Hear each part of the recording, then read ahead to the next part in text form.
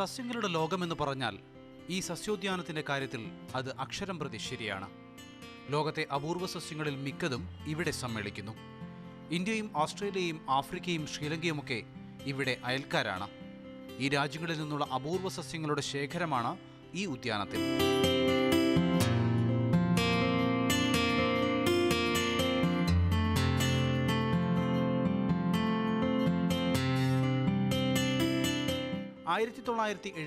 ാണ് അന്നത്തെ സസ്യശാസ്ത്ര വിഭാഗം തലവൻ doctor BK Nair botanical garden എന്ന ആശയം നടപ്പിലാക്കുന്നത്. 72 Singapore botanical garden director professor RE Holttum ഉദ്യാനം ഉദ്ഘാടനം ചെയ്തു. 85 ഇന്റർനാഷണൽ കൺസോർഷ്യം ഓഫ് ബൊട്ടാണിക്കൽ ഗാർഡന്റെയും സെന്റർ ഫോർ വേൾഡ് കൺസർവേഷൻ സ്ട്രാറ്റജിയുടെയും അംഗീകാരം ലഭിച്ചതോടെ ഉദ്യാനം അന്താരാഷ്ട്ര നിലവാരത്തിലേക്ക് ഉയർന്നു. ഇന്ത്യയിലെ തന്നെ യൂണിവേഴ്സിറ്റി ബൊട്ടാണിക്കൽ ഗാർഡൻസിലെ ഏറ്റവും വലിയ ബൊട്ടാണിക്കൽ ഗാർഡനാണ്. അതായത് ബയോഡൈവേഴ്സിറ്റി ആയാലും അതിൻ്റെ മെയിൻ്റനൻസ് ആയാലും എല്ലാം കൊണ്ടും ഇന്ത്യയിലെ ഒന്നാമത്തെ ബൊട്ടാണിക്കൽ ഗാർഡൻ. കവാടത്തിലെ കൃഷ്ണമരങ്ങൾ സസ്യസ്നേഹികളെ ബൊട്ടാണിക്കൽ ഗാർഡനിലേക്ക് സ്വീകരിക്കും.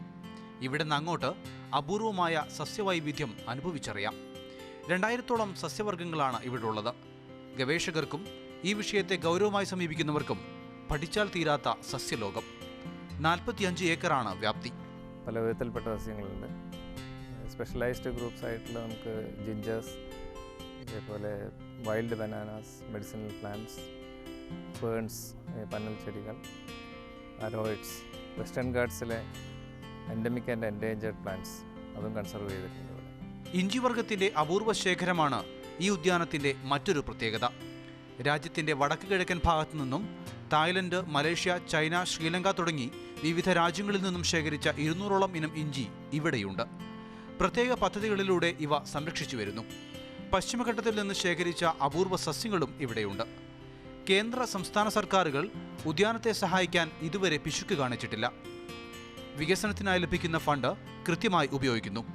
സർവകലാശാലയുടെയും അധ്യാപകരുടെയും വിദ്യാർത്ഥികളുടെയും ഉദ്യാനപാലകരുടെയും കൂട്ടായ പരിശ്രമമാണ് ബൊട്ടാണിക്കൽ ഗാർഡനെ ഉയരങ്ങളിലെത്തിച്ചത്. എല്ലാവരും സപ്പോർട്ടുണ്ട്. യൂണിവേഴ്സിറ്റികളിൽ നിന്നും അതുപോലെ കുട്ടികളുടെയും എല്ലാ കംപ്ലീറ്റ് സപ്പോർട്ട് കൊണ്ടാണ് ഇത് മുന്നോട്ട് പോകുന്നത്.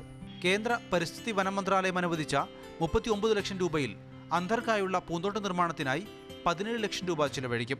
പോളി ഹൗസ്, നടപ്പാതകൾ തുടങ്ങിയവയ്ക്കായി ബാക്കി തുകയും വിനിയോഗിക്കും. ഇത് ഇന്ത്യയിലൊരു നമ്പർ 1 ആക്കി എടുക്കണം എന്നാണ്. കാരണം ഇന്ത്യയിലെ ബൊട്ടാണിക്കൽ ഗാർഡൻസ് മാത്രമായിട്ടുണ്ട്.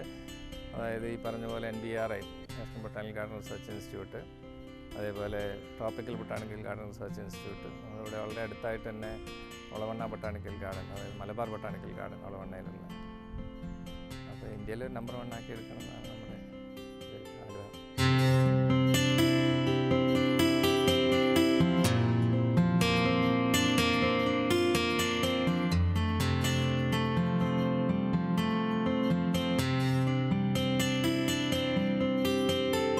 ക്യാമറമാൻ PT മിൽട്ടനൊപ്പം മുഹമ്മദ് നൗഫൽ, മാതൃഭൂമി ന്യൂസ്, മലപ്പുറം.